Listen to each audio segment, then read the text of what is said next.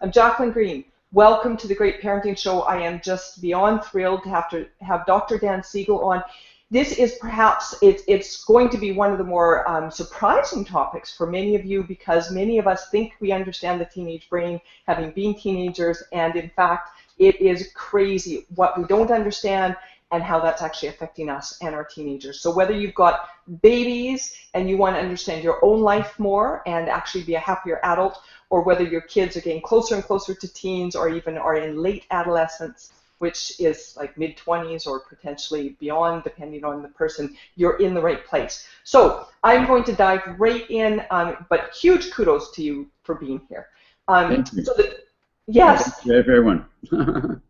Yes, and I'm delighted that we have so many people who have still made it today. So what the topic is what the latest science tells us about how to raise the most successful, happy, and resilient children and teenagers. And the focus is definitely on teenagers. Dr. Dan Siegel is a clinical professor of psychiatry at the UCLA School of Medicine. He's the co-director of the UCLA Mindful Awareness Research Center, an internationally acclaimed neuropsychologist, and the co-author of 2 classic parenting books, Parenting from the Inside Out, as well as which subtitled How a Deeper Self-Understanding Can Help You to Raise Children Who Thrive, as well as The Whole Brain Child, which is 12 revolutionary strategies to nurture your child's development. And his latest book, which is going to be our focus today, is Brainstorm, The Power and the Purpose of the Teenage Brain. It's a fantastic book. Highly, highly recommend it to you. So Dan, Dr. Dan Siegel, welcome to the Great Parenting Show. Thank you, Jacqueline. Thanks for having me. Well, I'm so delighted because it's such a critical offering, because this teenage area, as you talk about so eloquently, is not something we understand well. So how did you even start deciding that you needed to write this Brainstorm book about teenage years? Yeah, you know, I have 2 children who are now in their 20s, and they're still adolescents, because the adolescent period actually goes to the mid to late 20s. But earlier, when I thought about writing the book, I was just amazed at how few things were available for parents or therapists or teachers to deeply understand what was going on with the science of adolescence.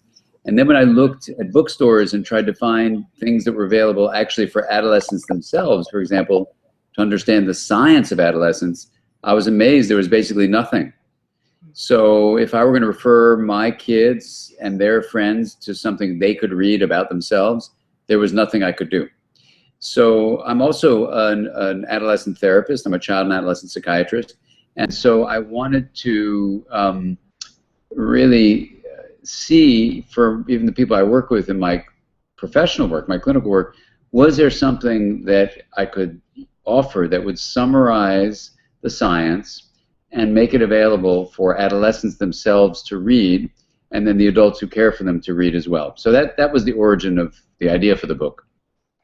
So let's talk about what adolescence is, because even right off, I actually accidentally was correlating it to teenagehood. So it's not even the teenage years necessarily. What is adolescence? So adolescence is the period between childhood dependency and adult responsibility.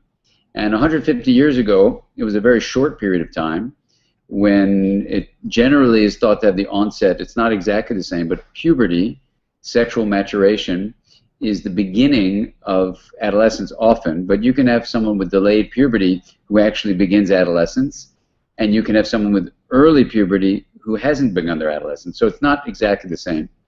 But for the most part, that's how we see the physical manifestations of generally the onset of adolescence. So adolescence used to be much shorter. It used to actually begin around 14, 15, 16 for girls, and a little bit, year and a half, 2 years later for boys.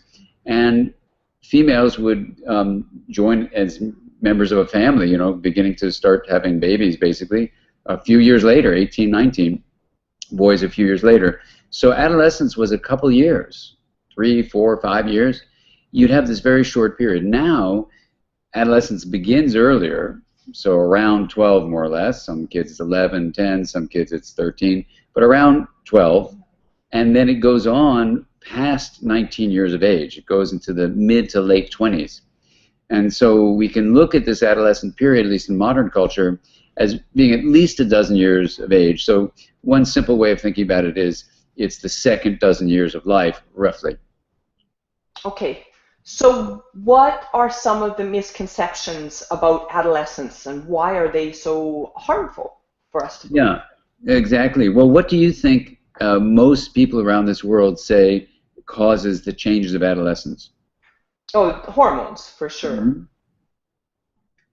That's what everyone says. Raging hormones. Well, there's no such thing as raging hormones. And if you were told that you're going about to have molecules that are raging all over your body, you'd get very agitated. There'd be nothing you could do. Or if you were a parent of, let's say, a 12-year-old, and you said, soon these horrible chemicals called raging hormones are going to take your little kid over, you'd freak out, as many parents do. Instead, it's not raging hormones. It's not a period of immaturity. And in the United States, at least, people use the word adolescent as an insult, and they'll say, oh, that's adolescent of you, and be dismissive of you, and they'll say adolescents are lazy or crazy or stuff like that. When in fact, the truth is, adolescent is not a period of immaturity, and it's certainly not what a lot of parents say, just get through it as fast as you can. Oh my God, you got to be an adolescent. All those attitudes are disempowering to an adolescent, and they're also not consistent with the scientific truth about adolescence. So they're not only wrong, but they're actually destructive. So part of what I was doing when I was researching all the literature on adolescent development generally, and also brain research, was to discover that the myths that we're told are wrong, and what would happen actually if you could explain what the truth is based on the new science. So I synthesized all the science. I was able to condense it into 4 fundamental principles that I teach throughout the book. And then I could take the fundamental way that the brain is remodeling, which means at around 12 or so, it begins to prune itself down. That is, just like you have a garden and the garden is growing, just like a child in the first dozen years of life accumulates more and more synaptic connections. Now, what happens is you have to prune away some of the rose bush. You have to prune away where the trail is being blocked by the ivy. You've got to prune away some of the limbs of the branches to make your garden really fantastic. And that's the same thing that happens with an adolescent. An adolescent is basically someone going through an important, necessary developmental time of pruning unneeded connections that were built up in the first dozen years of life, where you absorb things like a sponge, and that's great. But now you're beginning to specialize. That's what the pruning is. And then after the pruning begins, you begin another process of taking the circuits that remain and linking them together with something called myelination, which is the production of myelin, which makes the speed at which these neurons communicate with each other 100 times faster, their resting period 30 times shorter. So 30 times 100 is 3,000. As an adolescent is developing, they're going to be 3,000 times more coordinated and balanced. So when you hear these insults about adolescence, I'm like, no, no, no. Or you see these books saying your adolescent is crazy. No. There are disturbances, psychiatric disturbances emerge that we'll talk about. But the pruning and remodeling that happened with pruning and myelination, these 2 processes are called remodeling. The remodeling of the adolescent brain, the pruning down of connections you don't need, the creation of myelin to make it 3,000 times more coordinated and balanced, is a process that basically remodels the brain to become more integrated. It's a more specialized brain. It's actually much more efficient. And there's a huge purpose to this adolescent period that allows the brain basically to not just take in what is, but to imagine what could be. And we can talk about that in these components. And instead of being what most adults think of it as this horrible period to get through, as we'll see, the essence of adolescence is something that we as adults should reclaim if we've lost it. And if we're still holding on to that essence, we should continue to hold on to it, because actually the more you hold on to the essence of adolescence, the healthier you'll be as an adult. Okay, I want to get into that essence. Blows everybody away, of course. Right? What's that? It blows everybody away because everyone says, no, adolescence is a terrible period, they're horrible people, let's freeze dry them, all these insulting things people say, when it turns out, this worried me about the book, I got to say, Jacqueline, because I said, whoa, when an adult reads this book and realizes I'm like super pro-adolescent, and in fact, I'm encouraging the adult reading the book to get their inner adolescent more outward. Life becomes actually, as you'll see when you see the essence, actually better for your brain if you keep that same essence of adolescence going. So yes, I love, love, love that. And just before diving into that, I just want to touch base. I love that idea of the remodeling. And so really what a lot of us have been taught is, the chaos of the teenage years and all that stuff. Those are examples of remodeling gone wrong, correct? And without enough support maybe from family and other things like that? Well, we can look at that. So, I work in a field called interpersonal neurobiology, where we synthesize all the fields of science together into one framework to offer a definition of the mind and look at the mind and then we see it as a self-organizing process, which means that it's going to link differentiated parts to create what's called integration to bring well-being into your life. And when you don't have that integration, you get either chaos or rigidity. And that's our view in a nutshell. What's amazing about adolescent brain remodeling is it's all about creating more integration in the brain. And yes, there are periods, just like if you remodel a house, when the electrical system won't work so well or the plumbing doesn't work so well. It doesn't mean there's something wrong with the house. It means as you're remodeling, things aren't going to work optimally. So if we review these 4 core pillars of the essence of adolescence, I think you'll see that there's a purpose to each one. There's a downside, so if we don't support the adolescent, it can turn into chaos or rigidity for sure. And there's an upside that when you teach certain skills, I call them mindsight skills, you actually get better outcome as you remodel the brain. Because here's the secret that was so exciting for me as a father of 2 adolescents, but also as someone who works with adolescents, and also just a member of our society, that the lies of the myths of adolescence that everyone keeps on hearing from professionals, from schools, from other parents, from the media, these lies are completely disempowering. They're destructive in that way, and they're misleading.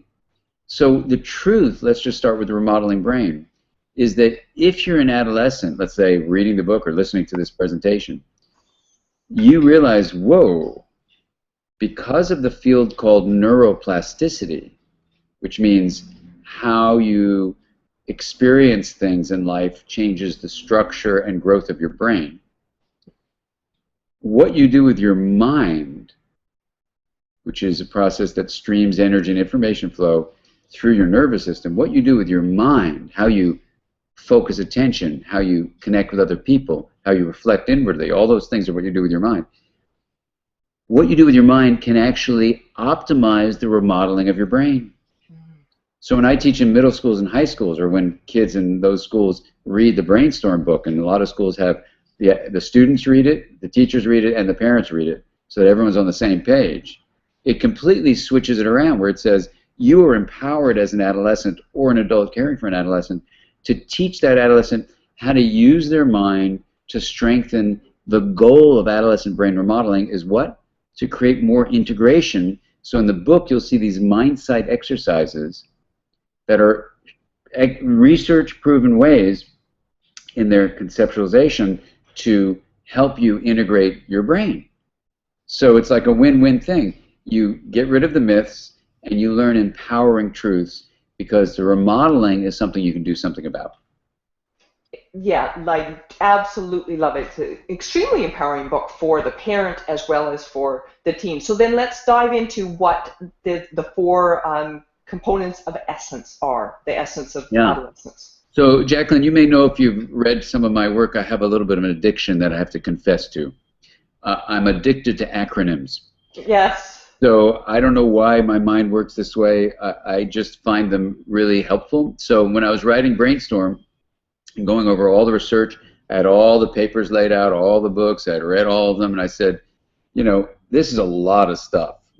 How am I going to summarize this for the reader, whether the reader's an adult or an adolescent? There's a lot of material here. So, I go for walks with my dogs, I think about it, and I said, what's the essence, of what I just spent all these months and months and months reading, and all these years of treating adolescents and having my own adolescence, what's the essence of this?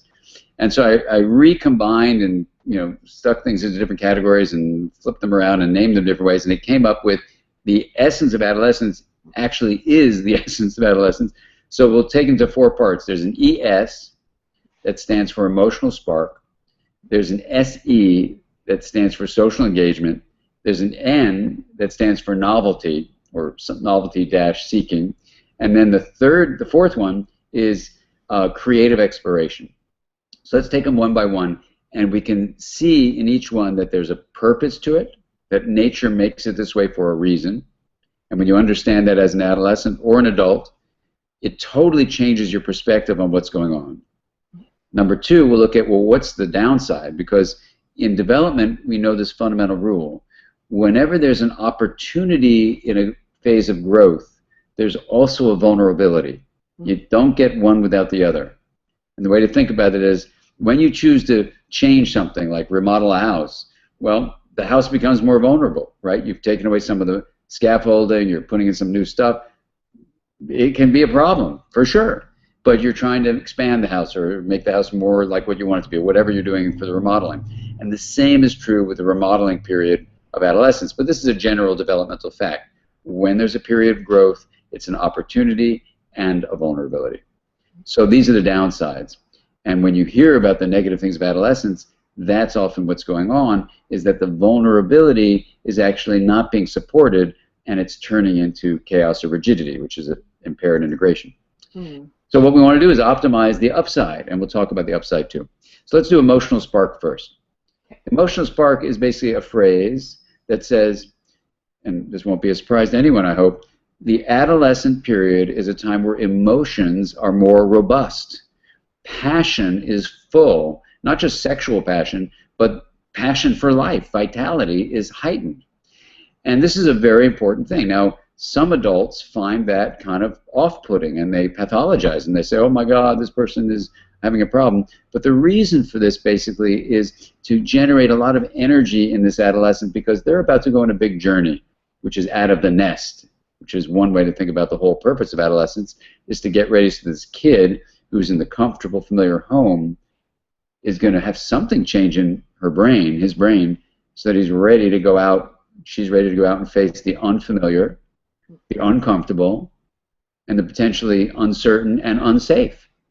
Why would anyone leave a comfortable little nest where they get their oatmeal delivered to them for breakfast when, in fact, they could just stay there and be 40, 50, 60 years of age and still be there? So you've got to go through this period that's getting you ready to leave home, basically. So emotional spark is evoking motion, is one way to think about emotion, evoke motion, and that's the passion that's there. It gets you all activated. So the downside is this. You can be more moody, irritable. You can't rely on your own emotional state. If no one teaches you how to understand your own emotions, to feel them fully, and then help balance them, then, like, if you don't know how to swim and you're in the beach, no question, adolescence is a period when emotions run high, and because emotional states in the body and the lower parts of the brain influence your higher thinking parts, your thinking can absolutely get swept up by the waves of emotion that adolescents are filled with. So what's the upside of this? The upside is if you teach an adolescent how to surf the wave of their emotions, they can become very skilled surfers who use the passion of this period to fuel the vitality of their lives for the rest of their lives. Instead of being traumatized by their own intense emotions, you've actually learned them how to surf. So instead of avoiding the waves and just not being someone who goes swimming, they now are fully skilled. And that's a skill we usually don't teach at home. We usually don't teach it at school. But in the book, I teach it. How do you learn to sense your emotions and not be swept up by them, and so you don't avoid them? So the upside of the emotional spark is basically the passion of life. And that's what's so important, right? So that's number one.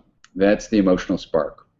Number two, and any questions about that, Jacqueline? Well, I just wanted to highlight one thing, is that when you talk about how as adults we sometimes could use to tap back into some of that essence. That's a great example, tapping back into that passion for life. Absolutely. And you know, Jacqueline, how many adults do you know that kind of have lost that passion? You know, or just think about when you go to dinner and there's a table full of adolescents, right? And then there's a table full of adults, and the adults are kind of grim and serious and, you know, like this. And the adolescents, what are they doing? They're yelling and screaming and crying and laughing. And, you know, at least for me, especially since I wrote Brainstorm, I want to go over to their table, you know. And so this is a passion that is really important in life. And unfortunately, we adults get too serious, way too serious. So that's the idea of that.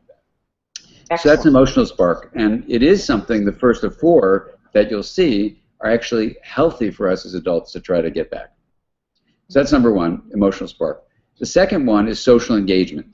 And social engagement is basically where an adolescent is going to start pushing away from parents and moving toward peers. And you could say, what's the reason for it? Well, other mammals have an adolescent period. They do. It's not just we humans, and certainly not just in modern times. And if you leave the nest as an adolescent alone, you're much more likely to be eaten for lunch. Makes sense. Yeah. At a minimum, you know, social engagement is a survival process. You know, what's the downside of that? You can be so desperate to have membership in a group that you give up morality in order to gain that membership, and that's called peer pressure, and that's a serious downside. We can see all sorts of problems that happen when an adolescent is joining groups that actually don't have positive values. And the other thing is, if you're isolated, of course, you can get very desperate and demoralized, and unfortunately, you can see in this whole world we live in, do violent acts. So connection is vital, and when it's not there, when it's distorted by someone joining, then that's a serious problem. That's a serious downside. Informing adolescents about that is very helpful, and when adults know about it, here's what they can do. When their child comes to them and says, let's say a 15-year-old, I have to go to that party, I have to go, or I need to buy this shoe, I got to have this shoe. We need to understand that the feeling of life and death that comes out of that is really a historical evolutionary thing. It's probably about at least 100 million years old, and that if we didn't have that drive, we wouldn't be here. Every one of our ancestors had it. That's why we weren't somebody's lunch, and they went on to reproduce. The ones that didn't have it got eaten, they didn't reproduce. So this can help a parent a lot. What's the upside of it? The upside of social engagement is that all the research on well-being, on how long you live, on your medical health, and on your mental health reveal that relationships of supportive social networks are the #1 shared factor across all those things. When do you learn how to do this? In adolescence. And so these are lifelong skills that you're building at this point. And yet what we do in schools is we get kids to be competitive with each other instead of collaborative, right? So we have a couple of schools that are now going to become brainstorm schools where they're trying to turn it around. And if an adolescent is competitive, let them compete with the world's problem they're trying to solve rather than with each other. We want it when you win the competition, everybody benefits. So that's the exciting thing about that. And you can really optimize social engagement by naming it, so you can actually find a way to support in a very positive way. Fantastic. I want to let you go ahead. I've got a number of questions, but go ahead Sure. with the last two parts of essence. Yeah, so here we go. So the next one is novelty seeking. And the way the brain does this is, and the other ones are remodeling the cortex and the limbic area. Those are the parts of the brain that are happening. But here it's the reward circuit. And so instead of the whole wrong idea of raging hormones, which there's no such thing as raging hormones, hormones rise, of course, with our sexual development, but they don't rage, right?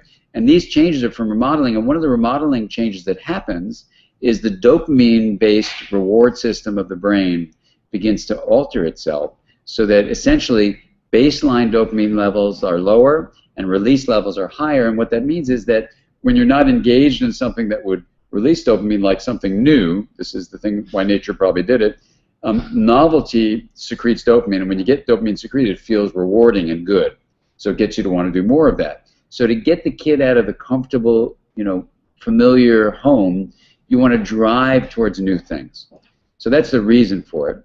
this change in the dopamine system. And there's also an evaluative practice that happens through the cortex and the limbic area that basically, it's an evaluative process that basically says, I'm going to primarily focus attention on the positive aspect of my choice rather than worry about the risky side. So that's called hyper-rational thinking. So when you combine hyper-rational thinking with the dopamine change, then you can understand, sadly, why, and here's the downside, you know, adolescents, though their bodies are stronger than ever before and ever will be, they're 2 to 3 times more likely to get a serious permanent injury or die from an adolescent-caused problem that could have been prevented. So, as you'll see if you read the book, you know, a terrible tragedy happened to a close teacher of mine. He was killed by an adolescent driving way too fast. And I always felt like if there was anything I could contribute to an adolescent understanding what their developmental period was about, so they could actually find other avenues to express their need for speed, their drive for novelty. So the downside is, you know, risky behavior, that you can get hurt or kill somebody else, as in the case of this story. The upside is it's courage. Novelty seeking is courage. And we want to really support the courage of adolescents to do new things, to go away from the familiar, go away from the certain, go away from the safe even, so that they do this in a supported way, where we realize it's not pathology, it's a necessary step in our humanity, really. I'm realizing maybe rather, before getting to the CAE, the last thing, do you want to just speak briefly to give parents, because of course there, you know, I feel people's fear that there's this dopamine increase and causing our kids to seek novelty and you know, they don't want to, none of us want to raise the teenager who goes out and does something horrific. So how do we counteract that? Yeah, so, you know, in the book I have these gray pages which have these mind-sight skills. And, you know, they gradually build up, so they're really inviting the adolescent to actually participate in this and change the myelinated skills circuits of their brain. And one of the skills that we teach with this mind-sight skill is basically to be able to sense the signals from the interior of the body. In science, we call that interoception, perception of the interior. And so we do that, and in doing that, what we find is that literally now we're really discovering it. There's an interconnected set of neurons around the heart and around the intestine that are basically the wisdom of the body. And you have signals that come up from the heart and the intestine, literally give you not just a poet's metaphor, but the science of wisdom and intuition is that we get these signals from the intestines and the heart that come up through certain layers of the spinal cord and up through the brain and come to the areas where decision making is happening. And I believe very deeply, and we don't have the definitive research to show this, but we have other data to support this approach, that when an adolescent would have more access to the wisdom of their own body, then they would go beyond just the dopamine drive to do something new, beyond the hyper-rational cortical system that says, I'm not worried about the bad things, and their heart and their gut, literally we give them a gut sensation and a heartfelt sense, this action that my hyper-rational cortex and my dopamine system is driving me to do, you know, I don't feel like doing it. So instead of saying an adult is telling me it's wrong, or there's a law that tells me it's wrong, or my parents are saying don't do it, or my teacher says do this or that, all things adolescents are going to push against, it's their own internal system. So I call that an internal compass.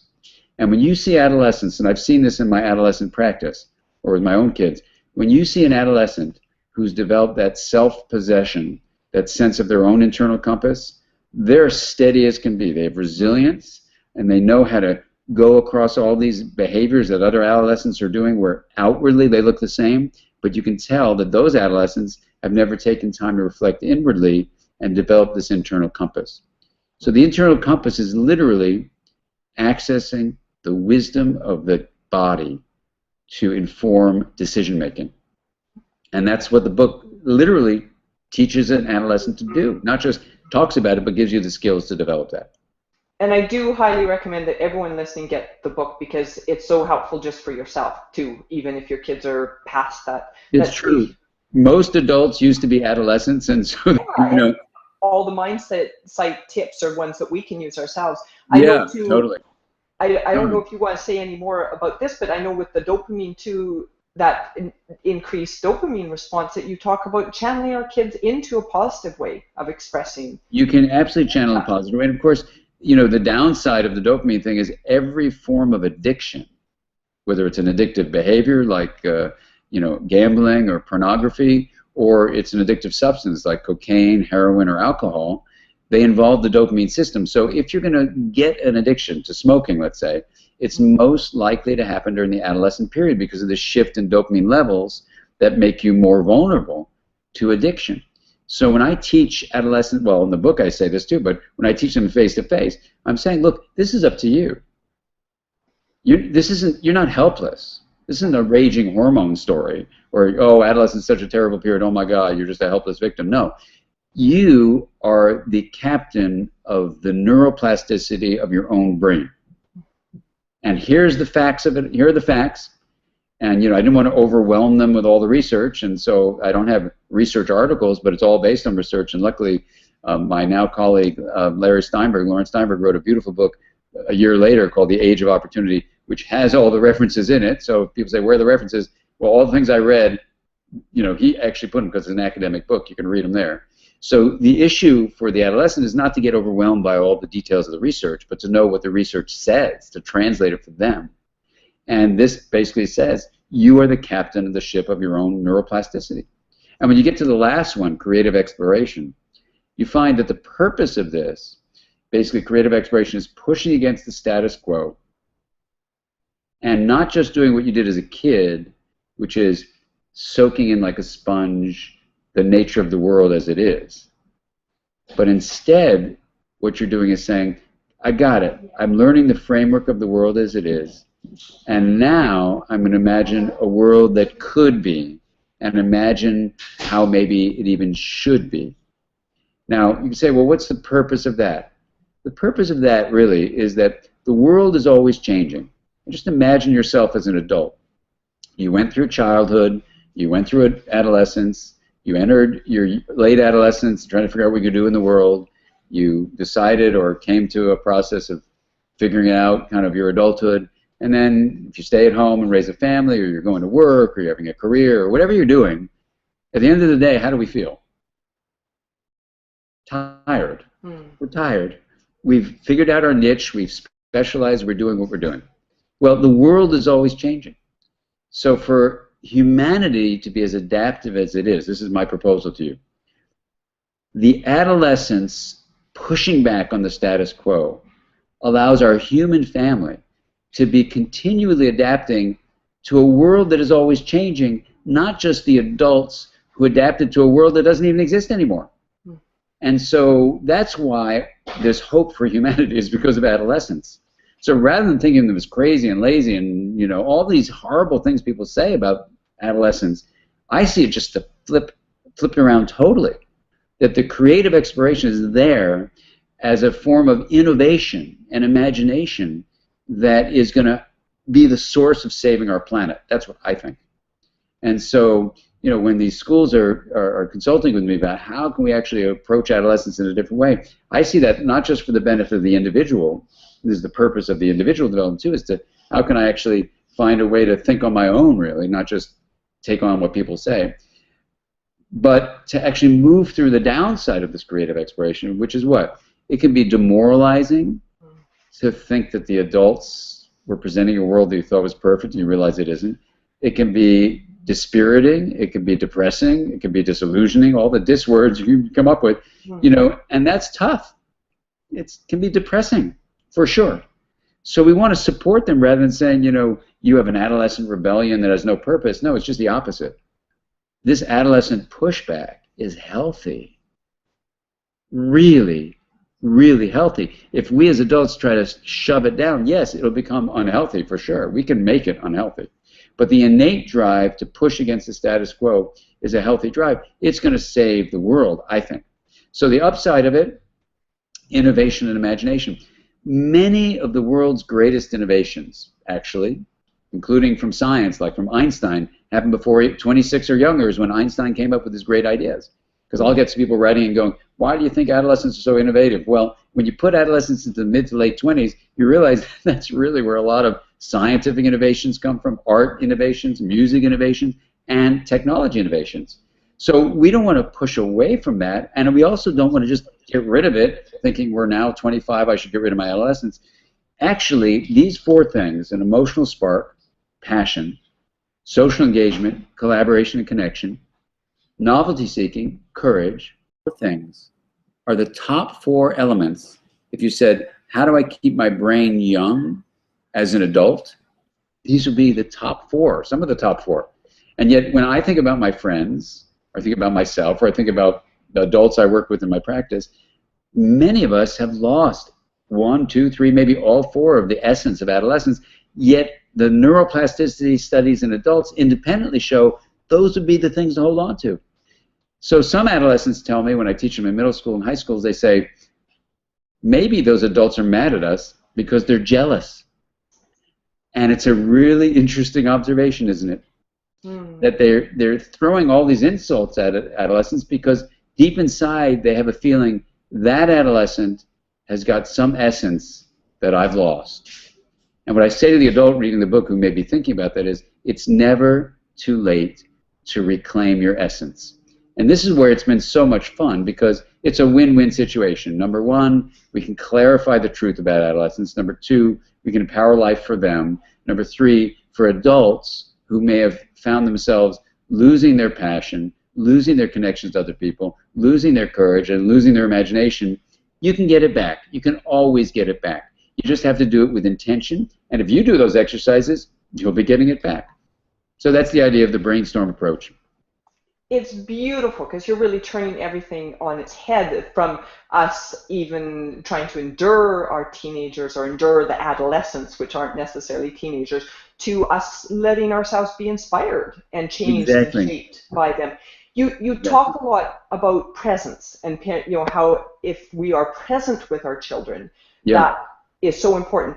What I love about this inspiration is that if we are genuinely curious about our teenager, or again, I keep saying teenager, I mean adolescent, but if we're genuinely curious about our adolescent, then that will help us be present, right? Totally.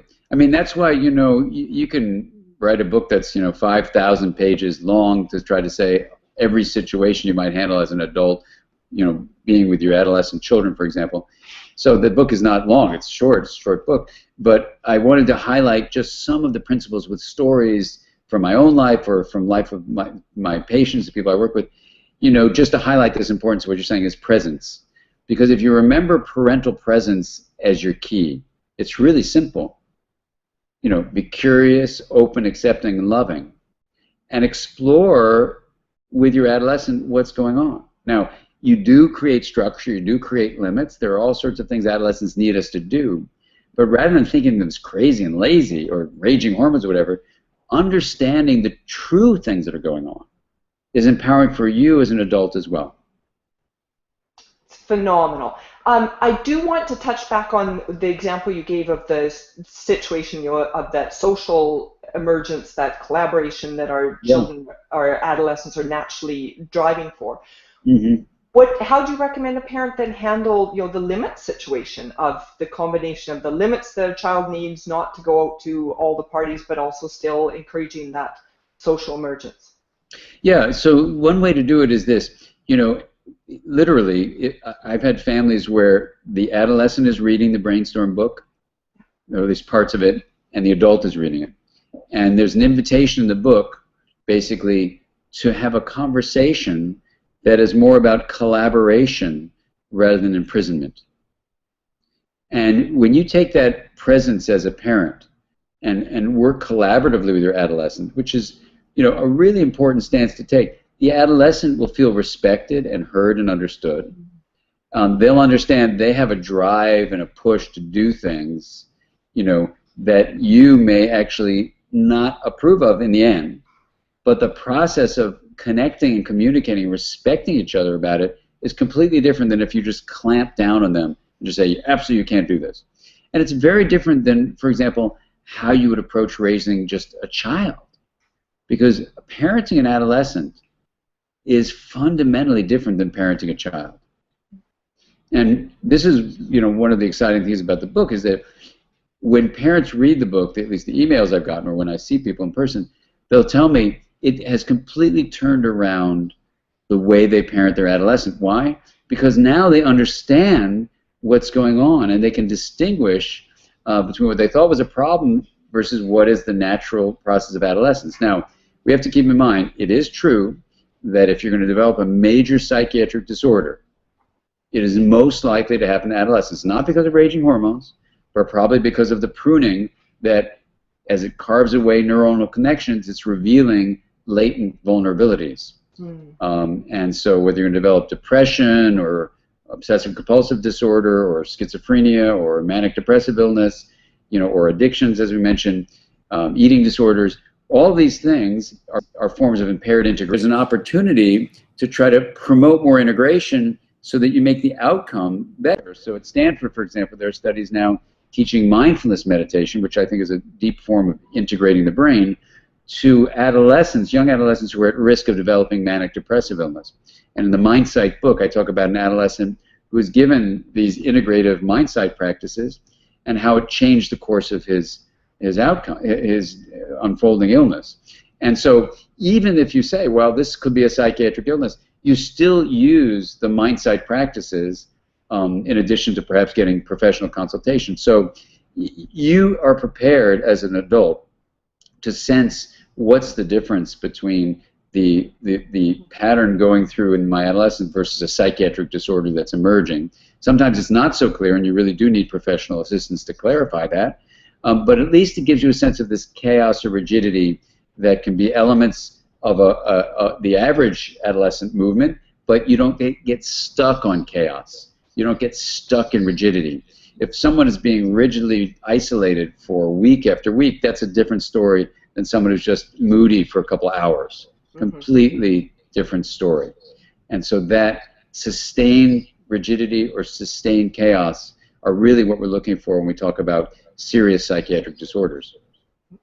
I want to emphasize that you have a tab on your website, Dr. Dan Siegel, and Siegel's S-I-E-G-E-L, that does have your mindfulness, some practices that people can do that are quite... You go there, you go to the resources tab, you can do the various practices, the breath practice, and the wheel of awareness practice is especially helpful for integrating consciousness and really bringing a kind of clarity of the mind that can be very helpful when your emotions are stormy and all sorts of things. So very helpful to parents, even if the parents are in a situation where they don't feel like they can directly reach their teen at this point too, right? Yeah, that's right. That's right. Because, you need to make sure you're taking care of your own integration as you go through this period of life. I think that one of the misconceptions that I just see rampant is parents also just literally thinking that they need to back right off on their teen and just let them develop, right? And I just love that you are emphasizing that there's still roles. So do you want to talk about that? That as our kids or our adolescents need to differentiate, need to push away from us, where's our role then? Yeah, I think that's an excellent question, Jacqueline. The issue is, I think parents interpret the pushback of an adolescent is that they need total isolation, and they don't need total isolation. And the adolescent may even think that themselves. So this is where it's been so amazing to have the response of parents who've read the book. They actually find a way to maintain the kind of connection that's healthy for their adolescent and healthy for them. Whereas before, they were maintaining this attitude of how a parent would parent a child, and they would, come after all these frictions. Let me give you one example. If you come home and your adolescent is kind of irritable, some adults, thinking they're going to give a behavioral response to the irritable actions of their child, will say, "You can't talk to me like that, young lady," which of course gets this adolescent girl, intensely responding and reacting like that because they're in a funky mood. And now the whole thing has turned into a fight. It didn't need to be that way. As one adolescent said to me when I was writing the book, he said, "Make sure you tell your reader, adults, to give us lots of space, that we're going to feel one way really intensely for a little while, and just give us space because that feeling will turn into something else, and don't jump on us for just how we feel." And you see parents thinking they're going to give a behavior modification to, let's say, slightly disrespectful verbal reactions that are coming from someone feeling utsy. Maybe their dopamine level is low, maybe their emotions are rising and falling, or whatever's happening, and you give them space. If you understand that's the remodeling brain, you don't expect a remodeling house to be able to have, working lights and working plumbing. So you give it lots of space so the remodeling can happen. If you fight it all the time, you fight the plumbers, you fight the electricians, they're just going to be tossing up their hand and go, forget you. I'm not engaging in this. So this is where the whole thing shifts really rapidly when the adult embraces the reality of what's happening in the remodeling brain. That's so profound. So do you recommend even that the parent make any comment about the disrespect, or just entirely? It depends on the degree of it. If it's a repeated, intentional, strategic, nasty set of comments, that's a completely different thing. But if a kid comes home and is grumpy, and you say, "How was school?" You don't jump on them for doing that. I mean, there's no point in jumping them. But some parents will say, "That's not the way we treat each other in this house, young man. Now you come here and you explain yourself." No. If they were feeling that way to begin with, you can't take someone in a reactive state like that and force them to get out of that state. It doesn't work like that. So, I talk about the way emotions work, the way they shape our interactions with each other, all that stuff. So in the end, you're going to actually get a much closer relationship, get more deeper emotional understanding when you give space. That's what presence is all about. Okay. There's so many things I'd like to dive into, and I know we only have a couple more minutes, but I would like to talk a little bit about some other ways that parents can get across, even some of the values and things like that parents are trying to get across. How do you recommend that parents still have, a role of even part of our children's brain still, that we're still offering some advice in a way that's palatable and that our adolescents can hear us? Mm-hmm. Well, I think here's a way to think about it. You have this sort of balancing act of being present in yourself as an adult, so you can say what you're feeling, and at the same time using these mind sight skills to explore the mind of the adolescent. And I remember with the acronym SIFT. You're going to check on sensations, images, feelings, and thoughts. And if you as an adult take this attitude that, what you're doing really throughout all of parenting is offering connection that develops skills in yourself, for sure, and in your adolescent, in this case, that's very different than just being someone who's like the control person who's got to control behavior. So when you think a mind-sight approach to parenting is trying to offer skill building, you realize the skills of adolescence are extremely different from the skills of childhood, as they should be. And when you understand the 4 parts of the essence, you're going to be really in a good position when you need to take care of your own inner state, you need to take care of your own presence, and then things naturally unfold.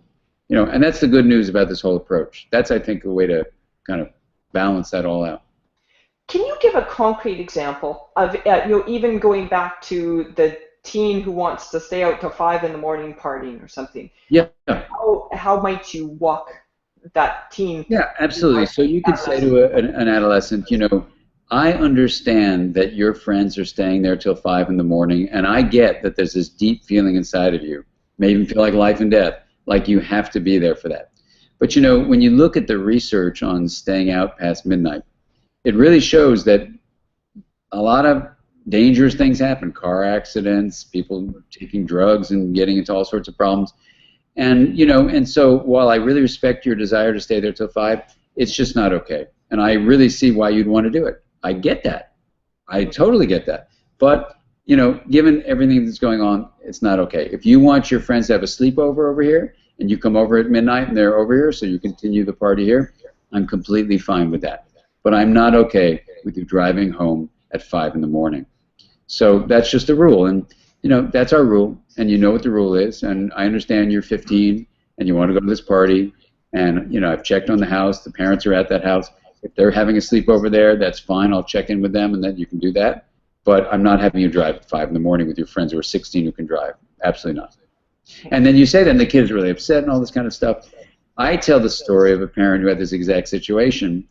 It's a very sad story, but you know, the adolescent had to come home at midnight, and his friends who came home at 2 never came home. Oh. They died. They all died in the car that he would have been in. And I tell that story. I told that story to my own adolescents. I said, so I understand he wanted to stay till late. The other kids didn't have parents who made that structure, and they're not with us anymore. Why? Because when things get late, people get tired, they're drinking more, there are all sorts of things. When you drink and when you're tired, your judgment is suspended. And also adolescents need to know when they're around other adolescents, they're much more likely to do risky behaviors. Mm-hmm. So, you know, I explain all this stuff, but you don't have to do it out of anger, and you can be firm about limits while also respecting the inner desire to stay till 5 in the morning, but the structural reality that they're not going to be allowed to do that. And I love that your book is designed for the adolescent to read right alongside the parents, because then you can be having quite, I'm sure, fascinating discussions about this. Absolutely. Well, I really, you know, it was funny. At one point, friends suggested to me, because it was a hard book to write, believe me, because, you know, I sent one version out to adolescents to read, and they said, oh, this is horrible, you're demeaning. I changed it. I got a little bit better comments. And the third time around, they were very good. It's really like one conversation that's available, you know. Well, it's fantastic. And I know you have to go. Do you want to end with a final comment? No, I just think there's an incredible opportunity to change the cultural conversation around adolescence. I think it's going to be a win-win-win thing. What do I mean by that? For the adults, it's going to make your life as a parent much, much better. For the individual adolescent, it's going to make it better. And for our society, if we can actually change the cultural conversation and our understanding of adolescence around, what's going to happen is we're going to be able to actually empower individuals and families and schools to support adolescents and to tap into their passion, the emotional spark, their incredible collaborative nature instead of competitive stuff, and literally have them compete to beat the world's problems. That would be great. To literally have them tap into the courage of novelty, which we want to support, not put down. And the creative exploration, we actually have the opportunity to tap into an unbelievable resource for innovation. So I'm extremely optimistic and very excited that by translating science and bringing science to life, we can actually bring more well-being into individuals, families, schools, and even our larger society. Huge kudos to you, because this is a resource that really could be tapped so much more, and our adolescents internally as well as the adolescents in our life. So thank you so much, Dr. Siegel, and I look forward to having you back also to talk more about your other parenting work. But wonderful. This is a really important topic, so thank you. Thank you, Jacqueline. It's been great, and thanks for having me, and hello to everybody out there, and I look forward to future connections. Okay, so bye for now. I am going to stay on, and I'm going to, amongst other things, I'm going to expand on a couple things that I know from my research, and I also am going to go back through the questions and see. Just also, my apologies, I didn't want to take any time at the beginning, but I have learned, and thanks to people who are commenting that was awesome. I have learned, for future reference, I've never had a challenge before with a speaker not showing up on the designated date and time. It seems that, amongst other things, one of the challenges is we're getting even more popular speakers, and sometimes that means their lives are a little more chaotic. But in the future, really, my apologies to you for the hassles, and from now on, when I book speakers, I'm going to make it crystal clear to their assistants these times are like set in stone. Anyways, so yeah, there's so many things I wanted to pick up on. I could not more highly recommend his book. And I really felt, even though Dr. Siegel has so much phenomenally valuable information, it's absolutely, I think, critical that we open up this discussion around the teenage years. And, well, I keep saying, I mean adolescence, that stage. So I am going to go back through and ask the questions, or answer questions and see if I can expand a little bit. Oh, and it's so interesting, so many of his different things that he talks about, because even, for example, going back to when he was talking about the situation with, your child, for example, the teenager who sped and ended up killing Dr. Siegel's favorite and most influential professor. He gave the example, one of the ways to help your child, your adolescent tap into their intuition, kind of their gut, and well, he uses different phrases, but your intuition is the easiest one to, the most relatable term, is you literally can ask them to imagine what it might feel like. So, they're talking about they want to stay out till 2 o'clock in the morning. You can ask them questions about what might it feel like if you are the teen who runs over someone drunk at 2 o'clock in the morning and gets to live to tell the tale. Things like that can help literally get your child to have the mindset about what might happen, and the insight about what might happen, and therefore their system is weighted in the teen years for that novelty, for the dopamine reward, but you can help channel them into a more positive dopamine reward activity instead. So there's so much that we can do. We're extremely important as parents, and yet at the same time, the pushback that our children are naturally having also means that a lot of times that's where sometimes it's teachers, sometimes it's aunts and uncles. Many times nowadays they are aunts and uncles by choice as opposed to blood aunts and uncles, but extended networks can be very helpful. Professors, different adults who are in our children's and our adolescents' lives can be very, very helpful. Okay, Leah's asking, which of Dan's books talks more about how not to be swept up by your emotions? So brainstorm, you could just get brainstorm and you're going to get the mindset tools you need that will help you with your own emotions. Parenting from the Inside Out is also phenomenal. And so I'd recommend that. Mindset is a fabulous book, quite academic, so quite dense. At least, that's my personal opinion on it.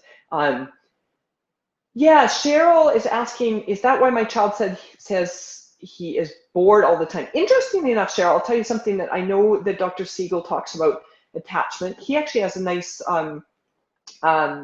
way of looking at what your child needs in terms of attachment. And I'm mentioning that right away because children are bored. One reason for being bored is when they're in a situation where they're not attached to anyone around them, right? So that's one of the things going on. But definitely, as he said, the dopamine levels, the baseline is lower and the need for it is higher. So yeah, some of that results in boredom for sure. So I'm not sure how else he would answer it, but I do know that particularly in the preteen years, boredom is a classic sign. Well, it's a classic sign of two things. One is the lack of alignment or attachment to the people who are instructing you, for example, if your kids are bored in school. But it also can be a sign of a lack of basically maturity, because your child's natural curiosity should emerge, and it is a process called emergence, and that doesn't always happen.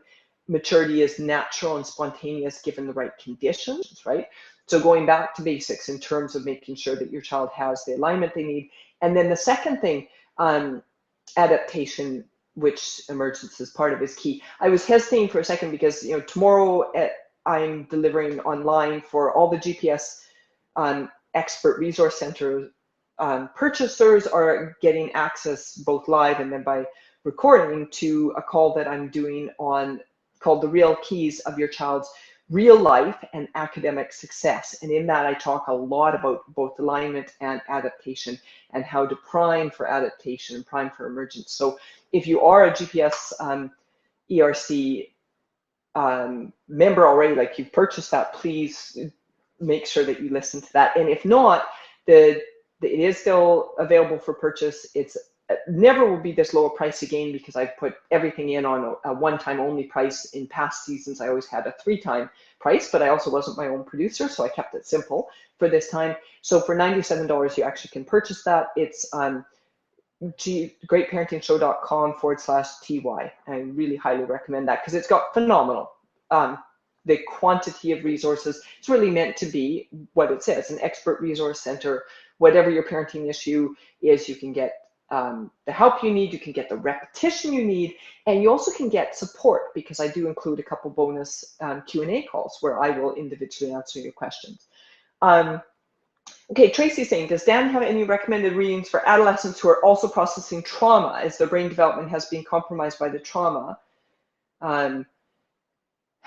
but developmentally their brain's at a different stage. I'm sorry, Tracy, that unfortunately I can't give you that answer. I, though, really would recommend giving your adolescent brainstorm. And I strongly suspect that he, well, I know at a minimum he would highly recommend reading it, because he talks about, some of this is in Parenting from the Inside Out as well, that trauma that we've experienced as children growing up, for example, does not have to change and make us a bad parent in any way, shape, or form. What we need to do, and this is what Mindsight is about, is we need to make sense of what happened for us. So your child who's unfortunately experienced trauma needs to make sense of that trauma in order, and Dr. Neufeld, another developmental psychologist, talks about this as well, that our brains are designed, we're amazingly plastic, but we do need to do certain things in order to make it so that we can adapt to whatever it is. So strongly, strongly recommend the book for you and your team to read together. Beth, pushback may look like yelling at the parent. You recommend that parents listen to their adolescent's angry emotions. You wouldn't say, let's do some mindfulness meditation now, would you? Great question, Beth. Your intuition is right, that in the moment, unless you know your teen too, and there are times if you have a good enough relationship with your teen, and or if your teen is just already receptive and has even indicated, you may have had a conversation, look, when you're mad, do you want a reminder to stop and, stop, drop, and breathe is one of the phrases Dr. Laura likes to use, but do you want a reminder in that moment to meditate, to retain your calm? So your teen might be receptive.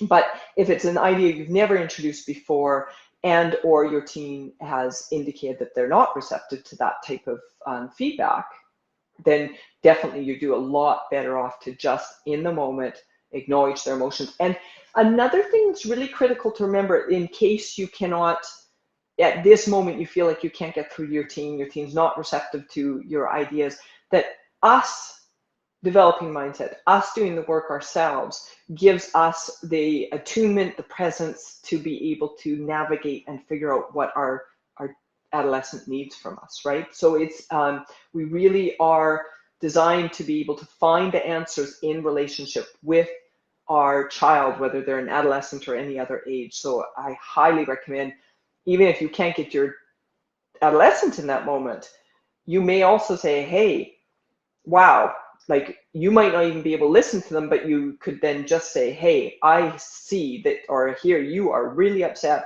I get it, and I'm just taking a time out here because I need to ground myself, and do that in a way that you're being clear that you're not even criticizing your adolescent, but that you are backing out of the situation.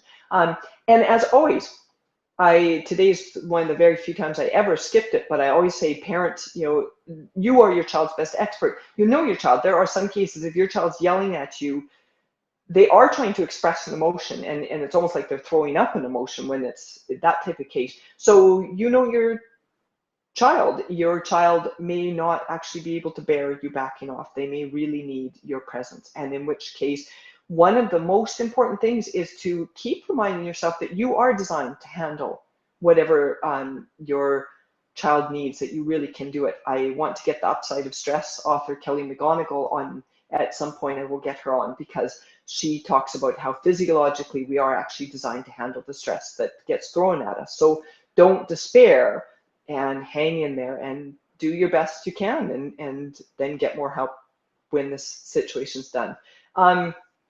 Oh, Maria, yes, she's asking about Dr. Siegel, how he feels about EMDR, eye movement desensitization reprocessing. Yeah, and unfortunately I can't tell you anything about that. Oh, Antonella, tomorrow the talk is, so my presentation is our regular time, 10 a.m. PT, and there's nothing else ever again going to happen at a different time. I guess I shouldn't say ever again in case we decide for an intentional reason to have a presentation at a different time, but we're back to everything for the rest of the fall show being at the regular time. Okay, great. That's the questions. I believe I'm just going to double check here and make sure I didn't miss anything. But that's the key questions that came in. Thank you everyone for your patience, and I just really, really deeply want to acknowledge you for being the change you want to be in the world. And I'd love to hear your comments about just how eye-opening it is to look at teenagehood differently, and maybe to share one last personal observation that might be of assistance, particularly to anyone who is listening. If you are in a situation where for some reason you are experiencing that you're dissatisfied with your life, or you're recently separated, or your children have left the house and you're trying to figure out what you want to do with the rest of your life. I know for me, one of the fascinating things that has come about in the last year and a half since I left my husband was my children, my daughter in particular, saying to me, "Mom, you're like a teenager," and not in a bad way, because I'm not doing the risky behaviors teenagers do, but I've chuckled because there's a number of times I've thought, well, there is some truth to that, in that I'm making new friends, I'm pursuing my partner dance passion, and I'm totally passionate about that.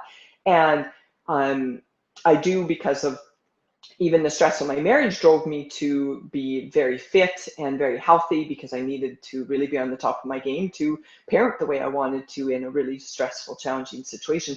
So it is been fascinating to study more of Dr. Siegel's work and see how, because at the same time, I also am aware that people literally have said that they've never, people who've known me for years are talking about how young I seem. And I actually even physically feel very, very wonderful, and I have great energy and all those different types of things. So I think the promise that he talks about by tapping into the positive parts of adolescence that we can do at any age, and he's got a 92-year-old in his book, he talks about whose wife thought he had a brain surgery because he had changed so much. It's really accessible, this information that Siegel is talking about, the mindset tools, and I really encourage you. So yes, so the subject, again, the subject and the guest tomorrow is actually, it's a talk that I'm doing as a bonus for the GPS Expert Resource Center purchasers. So everybody who has that, also the GPS for Parents members, it's just an extra special bonus.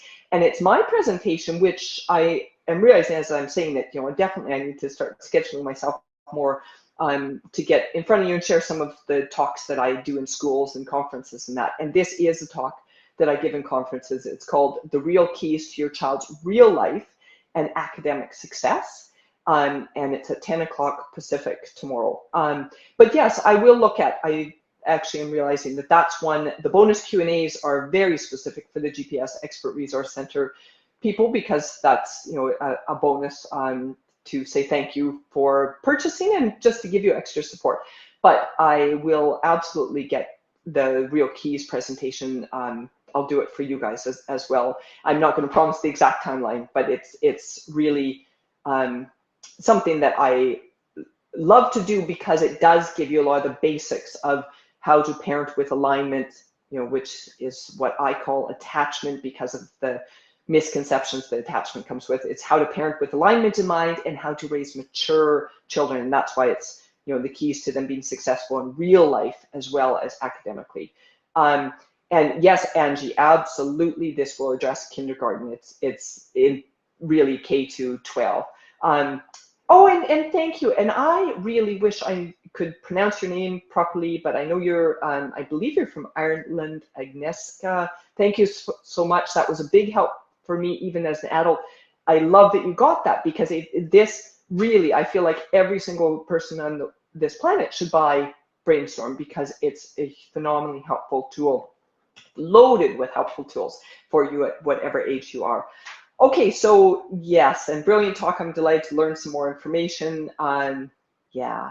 Okay, well, thank you so much. I know that, oh yeah, and excellent. I want to just also thank people in the comments how you're pointing out different resources to each other, because yeah, Bruce Perry is a fabulous expert on trauma as well. And Heather Forbes is awesome too.